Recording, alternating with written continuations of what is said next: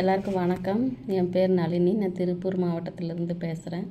நான் ஒரு designing centre வச்சு ரன் பண்ணிகிட்ருக்கேன் இங்கே. நான் ஏஎல்பிக்குள்ளே எப்படி வந்தேன் அப்படின்னு பார்த்தீங்கன்னா, திருப்பூரில் ஒரு ஏஎல்பி அஸ்ட்ராலஜர்கிட்ட என்னோடய ஜாதகத்தை பார்க்குற வாய்ப்பு எனக்கு கிடச்சிது. நான் அவர்கிட்ட ஜாதகம் பார்க்கும்போது அவர் சில விஷயங்கள்லாம் எனக்கு சொன்னார், பலன்களெல்லாம் சொன்னார். நான் எதை மாற்றணும் மாற்றக்கூடாது அப்படிங்கிறதெல்லாம் சொன்னார். என்ன நடக்க போகுதுங்கிறத சொன்னார். ஏப்ரல் 6ஆம் தேதிக்கு மேலே உங்கள் பிஸ்னஸில் ஒரு சரிவு உங்களுக்கு வரப்போகுது, பார்த்து ஜாக்கிரதையாக இருங்க அப்படிங்கிற மாதிரி சொன்னார். நான் என்ன நினச்சிட்டேன், எல்லா ஜோசியரும் சொல்கிற மாதிரி தானே இவரும் சொல்கிறாரு, புதுசாக என்ன சொல்கிறாரு இவர் அப்படின்னு சொல்லி யோசிச்சுட்டு நான் அது விட்டுட்டேன். அதோட பேக் டு ரொட்டீன் லைஃபுக்கு நான் போயாச்சு. அப்புறம் பார்த்திங்கன்னா அவர் சொன்ன மாதிரி ஏப்ரல் 6ஆம் தேதிக்கு ஏப்ரல் ஸ்டார்டிங்லேயே எனக்கு பிரச்சனைகள் தெரிய ஆரம்பிச்சது பிஸ்னஸில். நான் அப்போவே முடிவு பண்ணிட்டேன், ஏஎல்பி நம்ம கண்டிப்பாக படிக்கணும் அப்படிங்கிற முடிவுக்கு நான் வந்தேன். ஆனால் எங்கே படிக்கிறதுங்கிறது எனக்கு தெரியல. அப்புறம் ஃபேஸ்புக்கில் ஸ்க்ரோல் பண்ணிகிட்டு இருக்கும்போது தான் நான் இந்த ஆடு பார்த்துட்டு மறுநாளே நான் ஆஃபீஸ் கூப்பிட்டு ஜாயின் பண்ணிட்டேன். ஜாயின் பண்ணதுக்கப்புறம் எனக்கு நிறைய கேள்விகள். நம்மளால் படிக்க முடியுமா, ஜாதகம்னா நமக்கு என்னன்னே தெரியாது, காலங்காலமாக ஜாதகம் படிக்கிறவங்களாம் எப்படி படிக்கிறாங்க, நம்மளால் முடியாது அப்படிங்கிற மாதிரி யோசனை. ராசி கட்டம்னா என்னன்னு தெரியாது, ஆதிபத்தியம்னா என்னன்னு தெரியாது, ஜோதிடம் ஒரு கடல், நம்ம எப்படி அதை படிக்க போகிறோம் அப்படின்னு நான் ரொம்ப பயந்தேன். அப்புறம் பார்த்திங்கன்னா சரி எதுக்கும் ட்ரை பண்ணி பார்ப்போம், 4:30 to 6 தானே கிளாஸு, நம்ம எதுக்கும் ட்ரை பண்ணலாம் அப்படின்னு சொல்லிட்டு தான் நான் கிளாஸ்க்குள்ளே வந்தேன். First day first class. காலத்தை மாற்ற முடியாது, நேரத்தை மாற்றலாம் அப்படின்னு சொல்லி சார் சொன்னார். ஒவ்வொருத்தோட நேரத்தையும் ரொம்ப யூஸ்ஃபுல்லாக பயன்படுத்துங்க அப்படின்னு அவர் சொன்னார். சொன்னதை பார்த்திங்கன்னா எனக்கே அவர் சொன்ன மாதிரி தான் நான் உணர்ந்தேன்.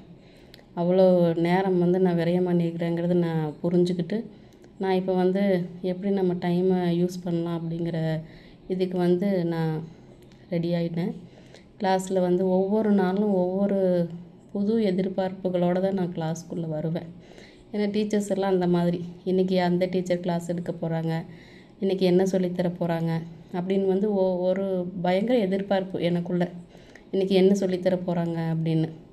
நம்ம டீச்சர்ஸ் எல்லாம் பார்த்திங்கன்னா Shanthi Devi madam, Sathyanarayanan sir, Santhakumar sir, Muthu Vijayakumar sir, Uma Venkat madam, கர்மா கிளாஸ் எடுத்த மேடம், பாவகங்கள் எடுத்த மேடம் ரொம்ப ரொம்ப பொறுமையாக, அருமையாக, நிதானமாக, சாந்தமாக எங்களுக்கு அந்த கிளாஸை சொல்லி கொடுத்தாங்க. நம்ம ஐயா ஒவ்வொரு சாப்டருக்கு இந்த டீச்சர்ஸ் தான் அப்படின்னு செலக்ட் பண்ணாரா என்னங்கிறது தெரியல.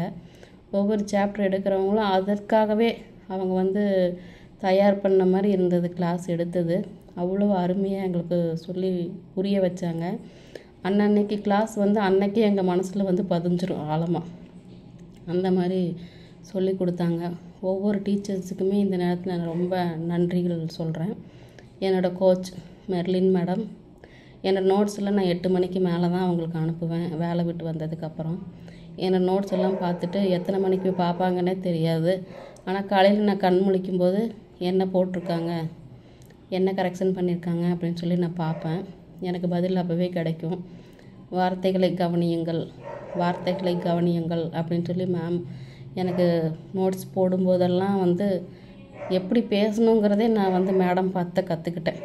எப்படி பேசணும் அப்படிங்கிறது மேடம் அருமையாக எனக்கு சொன்னாங்க பலன்கள் சொல்லும்போது. அப்புறம் பார்த்திங்கன்னா ஐயா கிட்டே எனக்கு பேசுகிறதுக்கு வாய்ப்பு கிடச்சி 2ஆவது நாள் ஐயா சொன்னார், யாரையுமே மாற்ற முடியாது, நீங்கள் மாறிக்கங்க, நம்ம தான் மாறிக்கணும் அப்படிங்கிற மாதிரி அவர் சொன்னார். அது 100க்கு 100 உண்மையான வார்த்தை. என் மனசில் ஆணி அடித்த மாதிரி அந்த வார்த்தை பதிஞ்சது. கோவப்படுவேன், எதுக்கு எடுத்தாலும் கோவப்படுவேன், எல்லார் மேலேயும் கோவப்படுவேன். நான் நினைக்கிறது நடக்கலை அப்படிங்கிற கோபம் எனக்குள்ளே இருந்துக்கிட்டே இருக்கும்.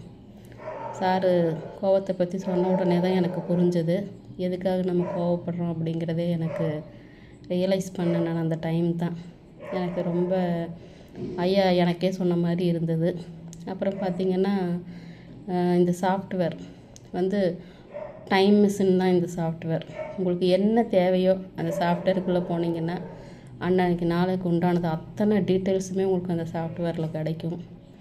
ஐயா சொல்கிறாரு, வீட்டுக்கு ஒரு அஸ்ட்ராலஜர், ஏஎல்பி அஸ்ட்ராலஜர் அப்படின்னு சொல்லி சொல்கிறாரு. நான் என்ன நினைக்கிறேன் அப்படின்னா, ஒவ்வொருத்தருமே ஏஎல்பி படிக்கணும். ஒவ்வொருத்தருமே வந்து ஏஎல்பி படித்து நமக்கு உண்டான பலன்களை நம்மளே பார்த்து, நமக்கு இன்றைக்கி என்ன நடக்க போகுது, நம்ம என்ன பண்ண போகிறோம், நம்ம எதையெல்லாம் பண்ணக்கூடாது அப்படிங்கிறது வந்து நம்மளே தெரிஞ்சுக்கலாம் நமக்காக. அது வந்து துல்லியமாக நம்மளே பலன் பார்த்துக்கலாம் ஏஎல்பி சாஃப்ட்வேரில். அதனால் ஒவ்வொருத்தருமே ஏஎல்பி படிங்க. கர்மா கிளாஸ் அதே மாதிரி எனக்காகவே மேம் கர்மா கிளாஸ் எடுத்த மாதிரி இருந்தது.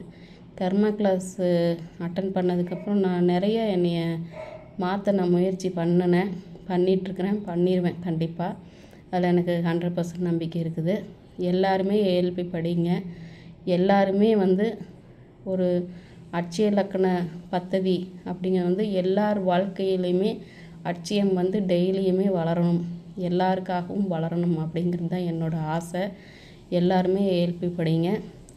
இந்த நேரத்தில் ஐயாவுக்கும் நம்ம டீச்சர்ஸ் எல்லாருக்குமே என்னோடய கோச்சுக்கு மனமார்ந்த என் நன்றிகளை தெரிவிச்சுக்கிறேன். பிரபஞ்சத்துக்கு நன்றி, பொதுவுடைமூர்த்தி ஐயா அவர்களுக்கு நன்றி, என்னோடய டீச்சர்ஸ் எல்லாருக்குமே நன்றி, என்னோடய கோச்சுக்கு நன்றி. இந்த வாய்ப்பு கொடுத்த எல்லாருக்கும் நன்றி. தேங்க்யூ.